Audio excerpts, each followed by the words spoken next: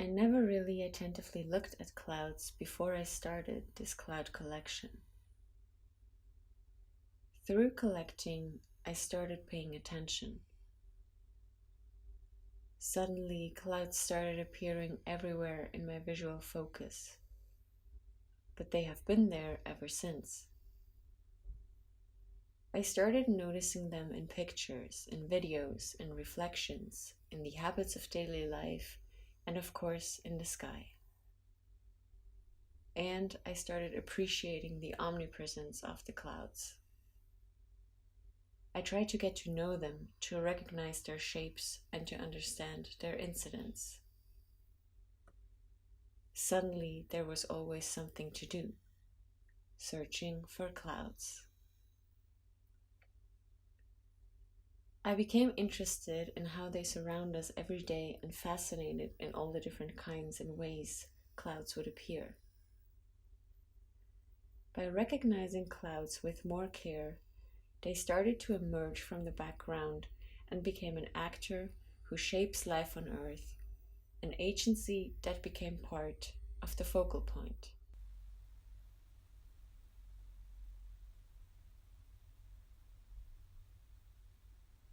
In Cloudscapes, I try to collect, archive, and expand the scape of the conventional way we think of the cloud, and look at a lot more places than the sky where the cloud accompanies us. But my obsession is nothing new. Western culture has always been drawn to this phenomenon. From the ancient mythical role of the cloud to impressionistic paintings, up to the different shapes clouds appear in our world nowadays. This made me want to look at the cloud in a wider spectrum, a cloud which can be doing so much more than reflecting a sunset in an old painting.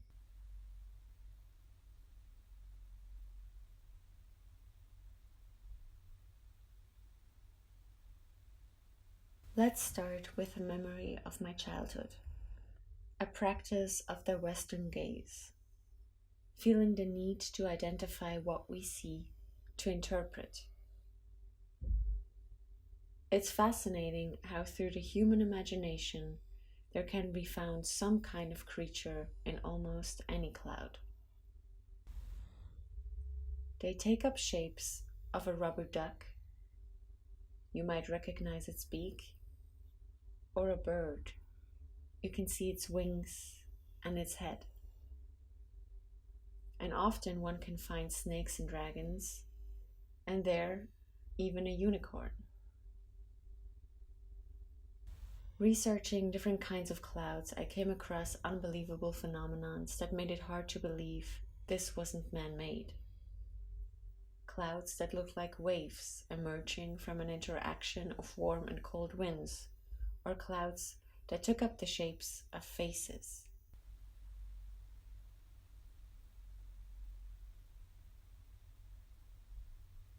But the human appropriation of the cloud, the process of humanization, doesn't stop there. With the progress of sciences, humans started to categorize them and created a taxonomy of the different kinds of clouds. The more I was looking into the sky, searching for clouds, I myself started to feel the need to get to know more about the different genera and recognize the different types. Whilst researching, I came across the International Cloud Atlas, which is the only acknowledged cloud encyclopedia in the world. It enabled me to learn the different types and to study the sky. Comparing what I saw above my head to what looked similar in the book. This human systematization was imposed on the nature of clouds, divided them into 10 genera, and gave them names. The ones who are higher up in the toposphere are cirrus, cirrus stratus, or cirrus cumulus clouds. The ones who appear on a middle height are called altocumulus or altostratus, and the ones closest to the ground are either stratocumulus or stratus clouds. And then there are clouds who vertically expand into a towering shape called cumulus, cumulus nimbus, and nimbus stratus clouds. Sometimes also rare cloud phenomena such as mammatus clouds appear in the sky. They look like bulbs, breasts, or as I think, like bags carrying water.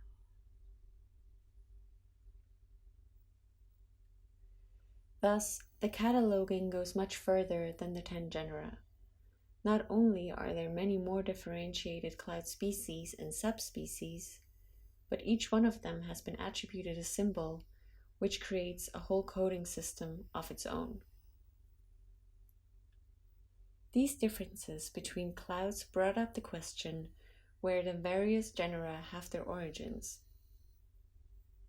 Generally, almost all kinds of clouds can appear everywhere around the globe, but which one appears on that specific point in time is determined by height, temperature, thermal, the angle and amount of light, and the saturation of humidity in the air.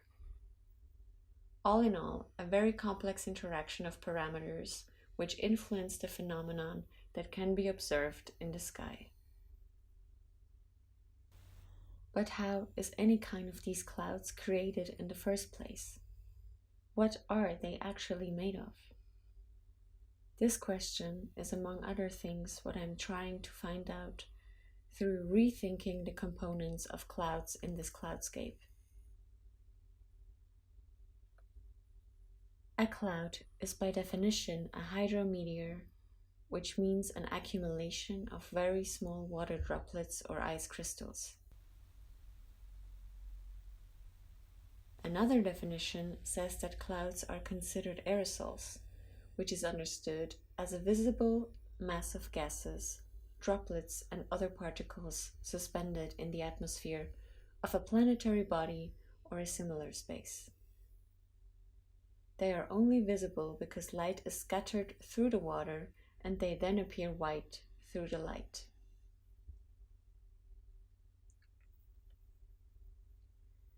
But the word aerosol, as a part of this definition, opens up the dimensions of what can be considered a cloud.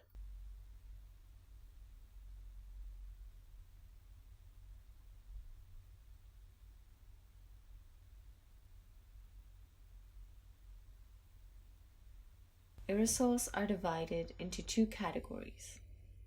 They can be natural or anthropogenic. Examples of natural aerosols are fog, mist, dust, forest exudates, and geyser steam. Examples of anthropogenic aerosols are particulate air pollutants and smoke. This classification of aerosols into so-called natural and anthropogenic suggests that clouds are to be thought of as more than just condensed water. This condensation of gas around the core is a very similar process to how smoke is created through fire.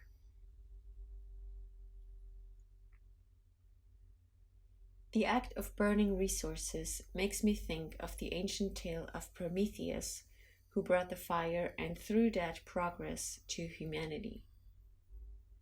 But this myth is not recollectible without the consequence and connection to the story of Pandora's box, in which the evil punishments, except for hope, diffused out of the box as a revenge for giving the fire to humanity.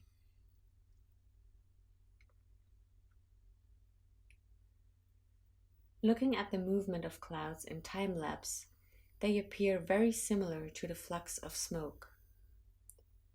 One could say smoke is a multiplied version of a cloud, a catalysis in diffusion and speed. Smoke is the embodiment of concentrated energy of an amount which often contains a destructive force, mostly a man-made destructive force.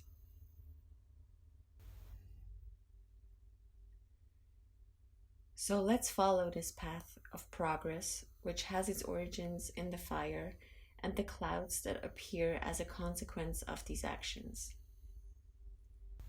Having this in mind, along with the dimension of anthropogenic condensation cores, I was starting to see hydrometeors through kitchen windows. Maybe not cooking on fire, but with electricity or burning gas.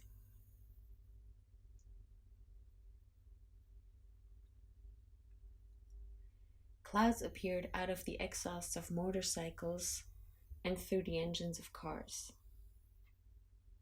The car cloud symbolizes a turning point in the progress of human mobility and independence, which then took on an even bigger dimension once humanity was able to fly.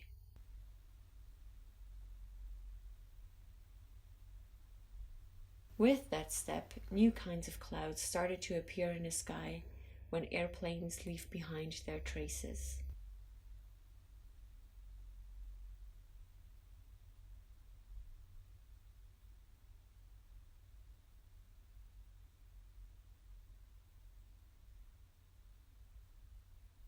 But even before the sky was accessible to humanity, industrial steam and smoke had been towering up to incredible heights. Industrial clouds started to blend into the sky and merge with so-called natural clouds. Sceneries in which I wasn't sure where the different clouds started or ended.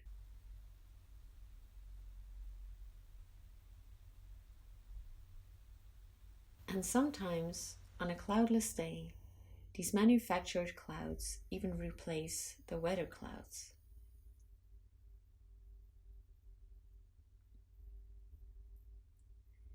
These processes with high energy demands are dependent on bigger energy production, which is achieved through burning coal or nuclear power.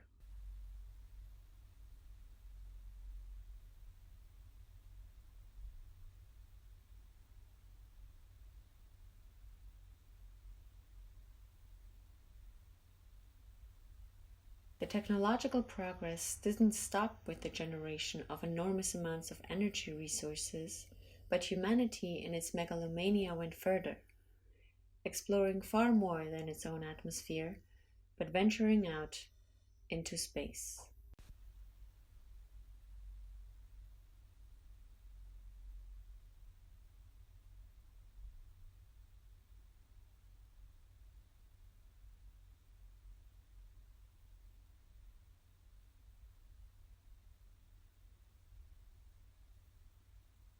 Man-made clouds often appear as a side effect of human action, generating or burning energy.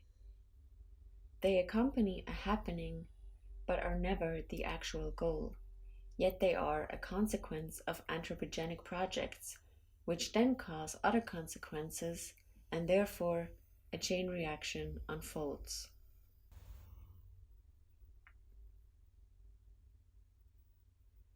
In my research, I came across another species of clouds, which weren't a side effect but willfully created. This giant of a cloud machine simulates a rocket launch which enables to test and investigate the technology. It looks surprisingly similar to a cumulus cloud, and as it rises into the sky, it blends in with the other clouds. This fascination of generating clouds ourselves is also done on a smaller scale. One can find tutorials on how to fog up your backyard or how to build one's own cloud gun.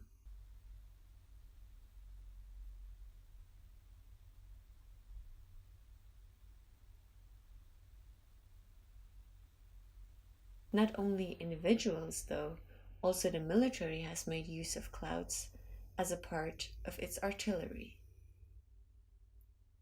The Russian military, for example, came up with a cloud machine which blasts out a mixture of water and chemical compounds. This creates a gas that is able to blow away radioactive particles and destroys infectious agents. A possible solution to a chemical attack.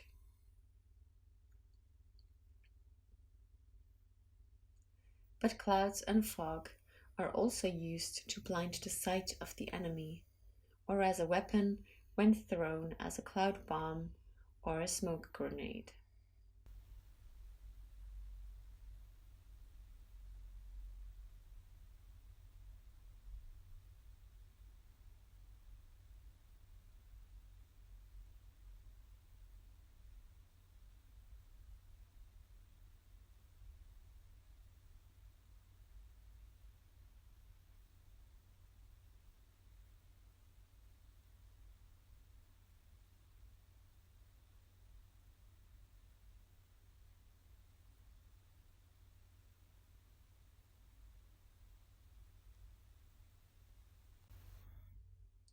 Furthermore, economic interests can be the reason for purposefully created clouds as well. For example, if the weather does not play along with the interest of the tourist industry, ice crystal clouds are artificially created.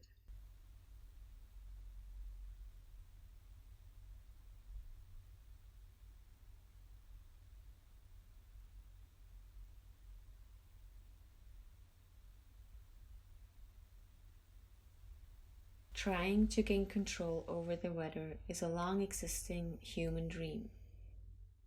In Western history, clouds, steam, mist, or fog represent mysticism, hidden power, or an invisible and inaccessible divinity.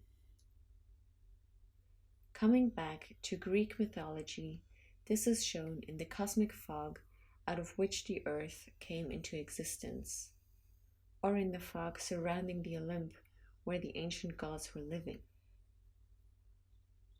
This mysterious role is even more so symbolized in the tales of the Oracle of Delphi, where the earthly fumes brought Pythia into a visionary state of trance, a godlike figure with abilities to humans inaccessible.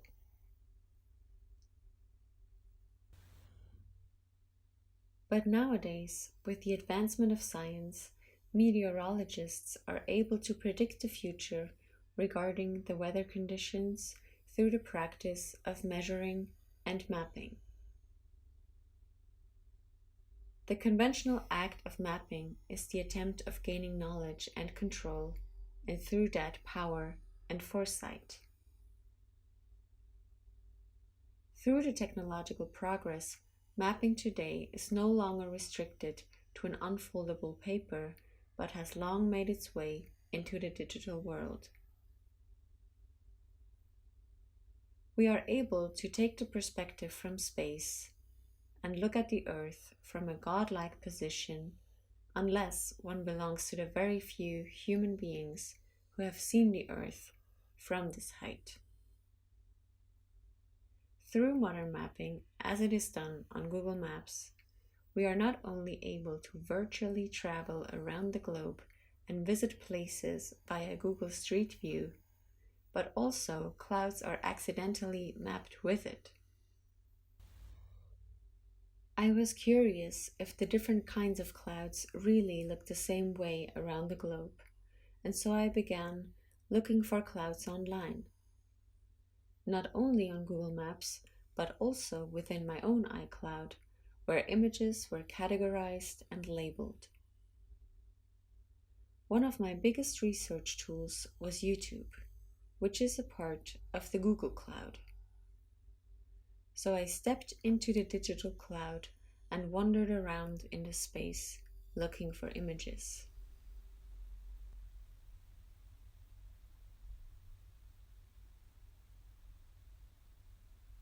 I became a collector of clouds in the cloud, and I found footage that without this accessibility through the digital cloud could not be part of this cloudscape.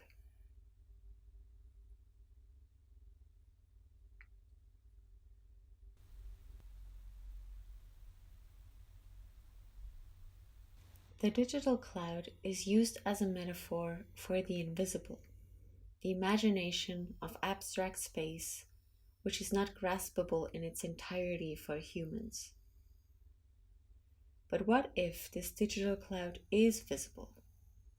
What if this digital cloud is material? In fact, the digital cloud is made up of physically existing data centers. They themselves do not only create online cloud space, but are also creating physical clouds through the CO2 emissions as a result of their computing power.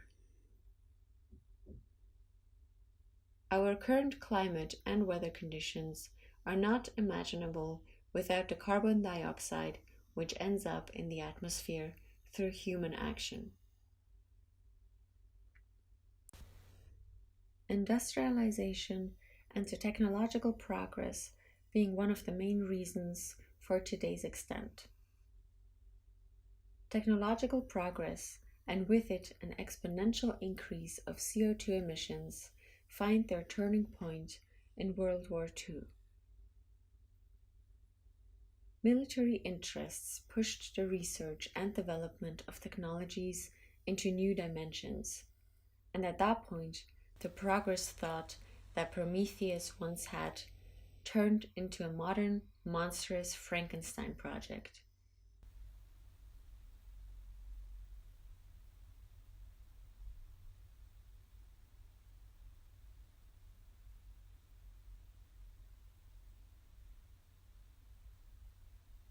With this disastrous part of history, the most destructive cloud that ever existed was created.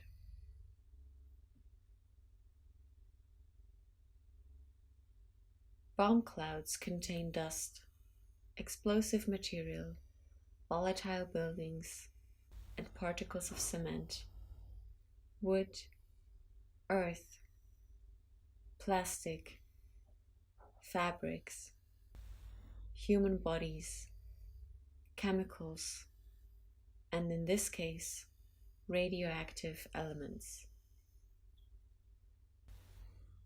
Bomb clouds tower up in the sky, transform into mushrooms, and then diffuse into the atmosphere.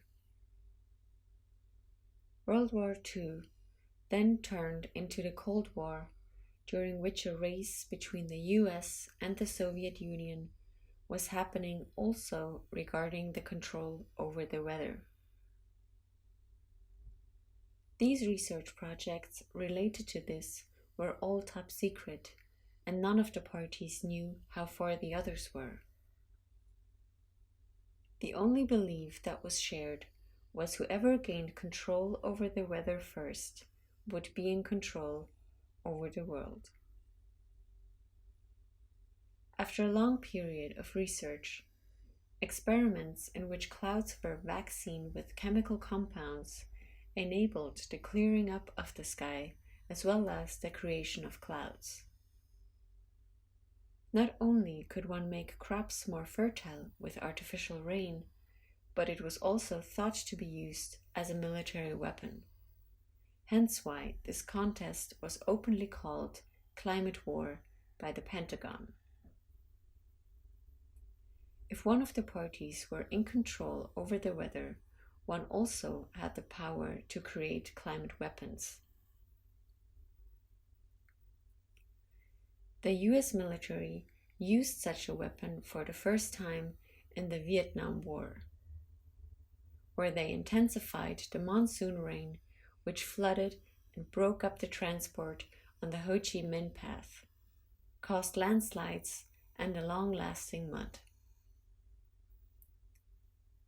But climate weapons can also be used in other ways. You want your enemy to die of starvation? No problem. Just create a drought period and destroy the harvest. You want to keep your enemy on the ground? Create storms and fog. After this mission in Vietnam was made public, a worldwide prohibition of climate weapons came into force. Alongside with this public discussion over the climate, the problematic nature of global warming came into focus in the 1970s. And it became clear that we ought to be searching for solutions. The weather control competition during the Cold War transformed into what is called cloud seeding today. A weather manipulation through which rain is being induced and maximized through seeding silver iodide and calcium chloride or even fine cement particles. These artificial components intensify the density of condensation cores available in the cloud, through which more water droplets are created.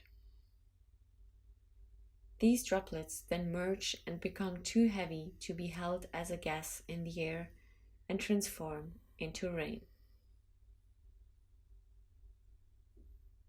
cloud seeding is used nowadays to fight droughts, for example in the US, and the United Arab Emirates uses this method to cultivate the desert and increase the potential amount of rain. Other weather manipulations phenomenons are, for example, the guaranteed annual nice weather in Russia on the 1st of May during the military parade, or the so-called Olympic weather in Beijing, where nice weather was convenient and demanded since the Chinese decided against the roof over the Olympic Stadium. A couple of miles before the particular area, the clouds artificially rain off and disappear. But in China, cloud seeding is also used to make it rain in order to clear the air of pollution. Smog itself is a kind of cloud which is anthropogenic and is not created with intention but as a side effect. However, some researchers living in other parts of the world are seeing the benefits of the smog over China and India. The white color of the smog is functioning as a huge sunshade reflecting a large amount of sunlight and lowers the global temperature by 1/2 or 1 degree. So if China and India were to get rid of their smog, the global warming would increase even more so. This concept of sunshade is taken up by the next megalomaniacal step of human technological progress: geoengineering. Geoengineering researchers have studied impacts of volcano clouds and the particles that are suspended in the atmosphere through an eruption.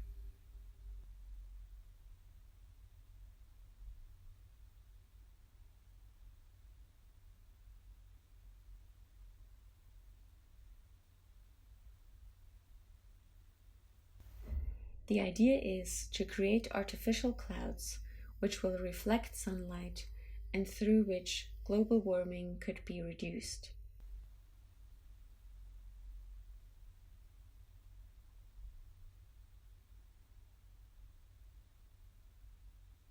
Either generated on the oceans through vapor ships or in form of a tube in the stratosphere around the globe.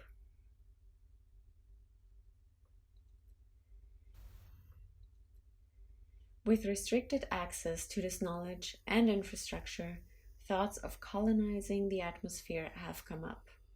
For example, if a nation was to decide to build its own sunshade. Luckily, the concept of borders is not yet inherent to the atmosphere and hopefully will stay a common good. Playing God through geoengineering is not a long-term solution, and an interference that would have to be maintained constantly. The Earth would have to be covered by an everlasting global cloud, which could cause other horrific issues such as enormous droughts and starvation. Furthermore, an interruption or a stopping of this intervention would cause a sudden immense increase in global temperature to which adaptation is almost impossible for any plant or living being. Thinking back to the myth of Prometheus and Pandora, some outlays of this tale suggest that hope is the biggest evil of them all. Nowadays, this approach to the narrative makes more and more sense.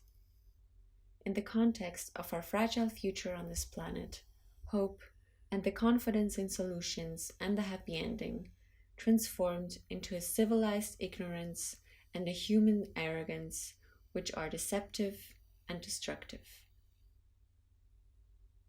Having the manipulative and chemical aspects of human influence on this planet and its atmosphere in mind, I am thinking of the cloud no longer as a creature, but I am looking at it on a molecular level. Cloud seeding components are not the only anthropogenic chemicals found in the atmosphere. I am thinking of pesticides or even radioactive particles which are part of our air around the globe.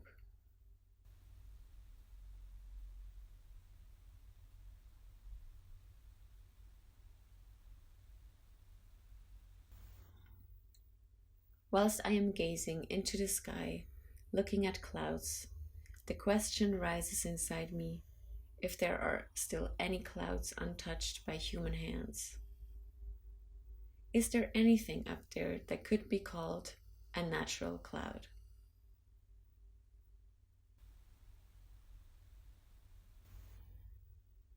The cloud became, through humanity, a carrier bag of many different stories, appearances, and components. But what is overlooked by humans is the beautiful way of existence of clouds. Taking up a clear silhouette, holding up water as a fertile container, yet staying ephemeral, not drawing any borders or practicing exclusion, but being an infinite flexible carrier of multi-dimensional existence.